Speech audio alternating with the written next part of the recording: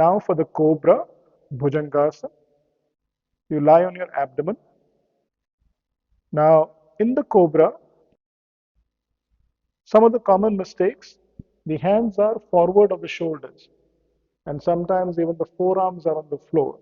And when you lift your head and shoulders up, you're not doing the Cobra, you're doing some other position. So you want to keep your hands, the fingers, in line with the top of your shoulders. And sometimes you tend to open the elbows away from the body. You want to keep your elbows tucked in. Another common mistake is that you keep your legs apart. Or when you're coming up, then the legs will fall apart at the heels. So you want to keep your heels together. That's one lock. And you want to keep your elbows touching the body. That's the second lock in the Cobra. Inhale, you bring your head up, you bring your shoulders up, you bring your chest up.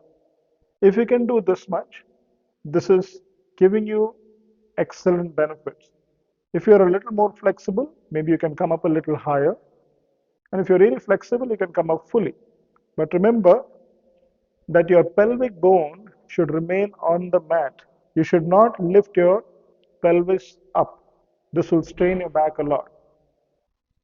So keep your pelvis on the floor and possibly even your abdomen on the floor. Only lift your shoulders and chest up.